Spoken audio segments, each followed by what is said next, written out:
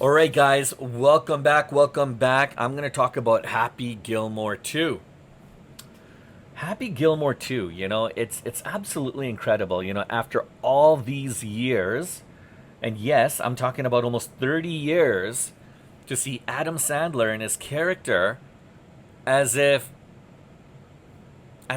nothing really changed. I mean, he looked a little older, but he still looked good. And he rocked those tearaway track pants and that wilted Boston Bruins jersey so good, like it was yesterday.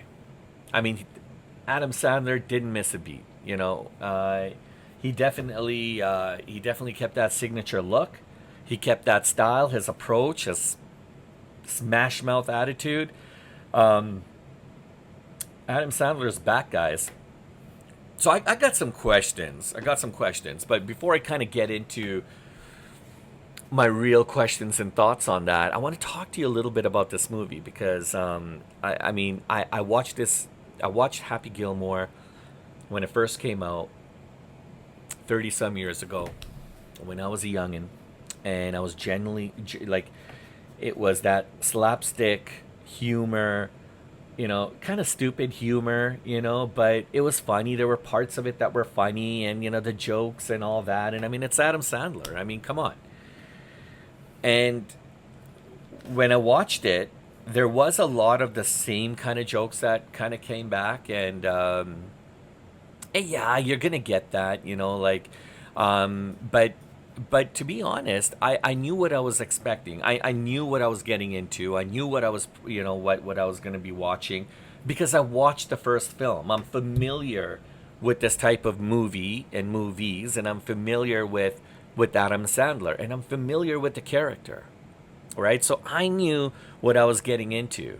There were parts in this film where it did feel like it dragged on a little bit. You're moving your butt in your chair, you want to get up, and for some people, they probably did just that. They probably paused the film, got up, made some lunch, or got on a phone, started chatting with their friends, or went out, cut the lawn, or maybe went to the driving range. Maybe the golf got them excited and they wanted to, shoot a couple balls over the ridge. I don't know.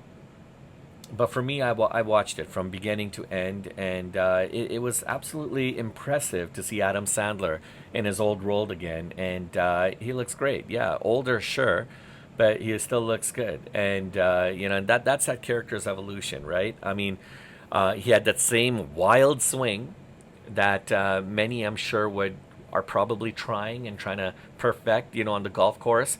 He had that attitude that I was talking about, and that over the top passion, that that made him that cult icon figure back in the '90s. And yeah, it's still all there, guys. And Adam Sandler, he brings it. He brings all of that chaos that I talked about, but at the same time, he also brings that chaotic charm to the film. And obviously, he has a touch of wisdom and some sensibility, and that kind of wears on his character, throughout the movie, and it kind of you see that. Um, yeah, he's yelling at golf balls. He's throwing punches. He's yelling at people. There's still profanities that he swears out. He does carry and bring about that perfect mix of ridiculousness, coupled with relatability, and that's what makes, I believe, Happy Gilmore so relatable. Somebody that you can actually relate with. And yeah, that beat up Boston Bruins jersey, he totally rocks it, guys, and it's pure legacy, 100% pure legacy. So it's streaming on Netflix. If you guys want to watch this film, all you guys got to do is go to Netflix. And if you don't have Netflix, this is a good time to subscribe to it. All right. And yeah, things have somewhat changed a little bit in the movie. Happy's no longer the fiery underdog that we remember. He's slightly older, as I mentioned, slightly a little worn down. He's not the same version of his old self. You know, he's kind of a worn down, legendary professional golfer, and he's trying to rekindle some of that former glory in himself. But more importantly, it's not about the fame. It's not all about the money. Yes, it's partially about the money, but the real underlying reason for that is because he wants to be a good father, right? His daughter, sets her eyes, on attending a very prestigious dance school, and then, Happy Gilmore is technically pushed, to coming out of retirement and blowing the cobwebs and dust off of his old golf clubs, to be able to get back into the game and get back into shape. And this time, again, it's all about family redemption. It's all about showing that he's still got the drive, he's still got that ingenuity, he's still got that rock solid passion, and he's there to make a point. And it was good. He did just that. And so, like, if you guys haven't watched the film, then maybe you want to stop the video right now and then maybe get to it a little bit later. But if you have watched the film, then it's okay for me to say this, so don't get mad at me, but spoiler alert. But so his wife, Virginia, who's played by Julie Bowen, she actually, there's like this weird, dark, unexpected twist, which I honestly did not know, and I found out in the film, but she tragically dies. And how does she pass away? How does she die? Because she gets hit. She gets struck in the head by one of Happy's golf shots. Like, what are the chances? Of course it had to be Happy's shots that put her down.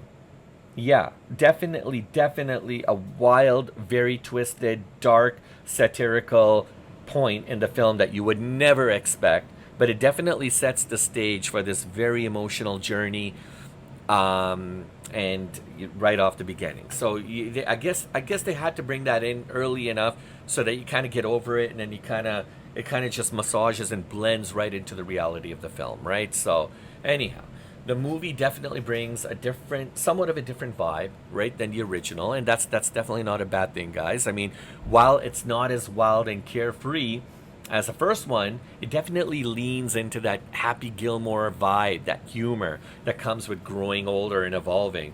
Like, when Happy used to go into his happy place, right? I mean, it's no longer that over-the-top fantasy of like beer and models, and now it's finding pants that are medium size, or medication, or, I mean, you get a little bit of a laugh because, I mean, as we're all getting older and as we're growing, getting of age, who doesn't want to be able to fit into a size medium pants, right? So I found that to be a little bit funny. I guess people my age would, but maybe for the young crowd, they're probably like, huh? Like what? Like, what just happened here? But anyways, the comedy definitely grows on you, and throughout the film, it gets you even more. And what I found to be really, actually, there's definitely some meaningful changes from the previous film, and Happy Gilmore just kind of taps into that, right? And again, it's some of the old recycled jokes, but new jokes as well too. But it kind of ages with the audience. And the thing I also really enjoyed about this movie was the cameos, the cast. You had Adam Sandler's spouse and two daughters, in this film. And there was so many cameos, of like sports stars, like you had. So many different like celebrities, YouTube stars. It was honoring characters of all genres, and that was kind of cool. Even Eminem makes an appearance. He plays the son of the infamous jackass guy, from the first movie, and it's definitely ridiculous, but so perfect at the same time, right? So, but yeah, for Adam Sandler to bring his real life family into the mix, that was kind of cool. There's something really, really neat about, being able to do that. Almost kind of reminds me of, LeBron James and Bronny James kind of playing together on the Lakers. But, that's what that creative freedom totally means when it comes to filmmaking. And, obviously Adam Sandler co-written this film, so that was kind of cool. But it's definitely got that homegrown feel to the whole thing. So, yes, the movie tries to aim higher than just laughs. It touches on some very surprisingly real themes like legacy, grief, addiction, the responsibilities of being a father. These are the kinds of things that are somewhat meaningful and purposeful, and they packed it all in into this movie with a lot of very funny slapstick humor. And so I really like that. It was really cool.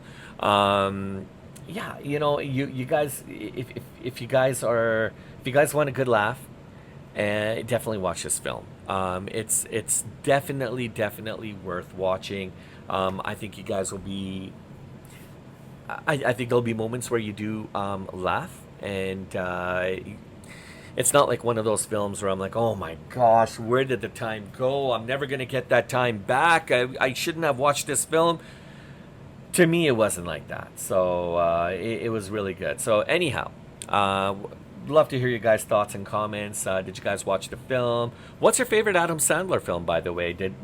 And if you guys did watch the film, did Happy Gilmore 2 hit the mark for you, or did it miss the green? Puns intended, guys. Puns intended. Drop your thoughts in the comments. Please smash the like and subscribe. I want to hear what you guys think, and I look forward to catching you guys on the next one.